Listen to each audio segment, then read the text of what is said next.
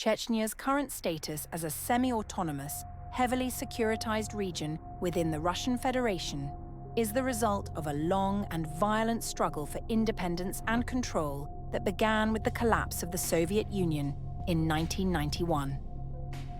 As the USSR disintegrated, numerous republics and regions sought greater autonomy or outright independence.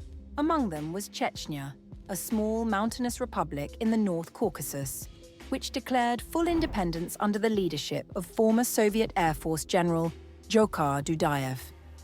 Chechnya's declaration of independence was never recognized by Moscow, but it functioned independently for several years, developing its own political institutions, currency, and even attempting to establish international diplomatic ties.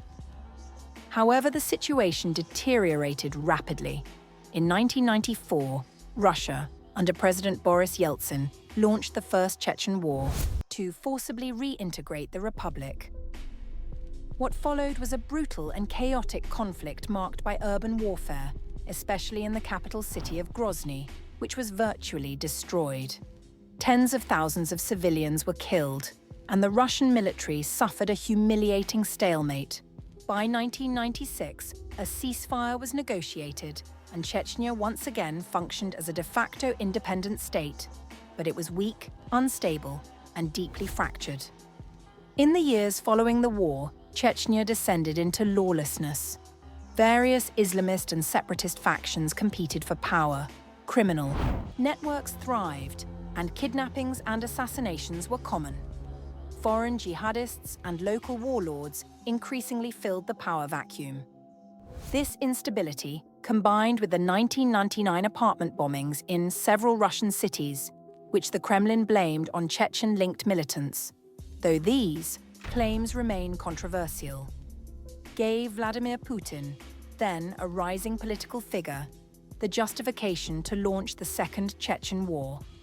This time, the Russian military acted with overwhelming force and brutality. Grozny was bombarded into near-total destruction, and thousands more civilians were killed or displaced. By the early 2000s, Russian forces had successfully reasserted control over Chechnya, but rather than rule it directly, Putin implemented a strategy of Chechenization, transferring authority to loyal local elites who could enforce order from within.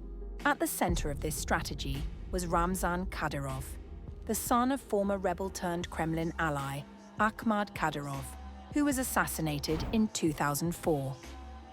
Ramzan assumed leadership with Moscow's blessing and quickly transformed Chechnya into a personalist regime. He built a massive private army known as the Kadyrovtsi, loyal to him personally rather than the Russian state, and ruled with near-total impunity.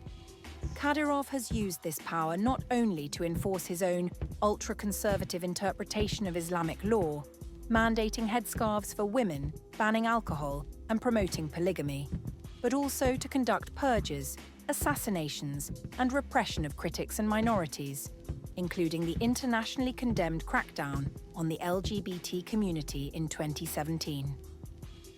Federal laws are often subordinated to Kadyrov's personal edicts, and even Russian federal troops are not allowed to enter Chechnya without his explicit permission, an almost unheard-of exception within the Russian Federation. In effect, although Chechnya remains part of Russia on paper, the two Chechen wars created a lasting partition, not in a geographic sense, but in terms of legal authority, political culture, and social norms.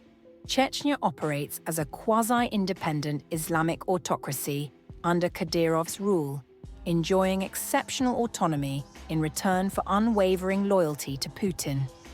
This unique arrangement has allowed the Kremlin to maintain stability in the North Caucasus, but it has also entrenched one of the most authoritarian and militarized regimes in Europe, fundamentally different from the rest of Russia in law, governance, and identity.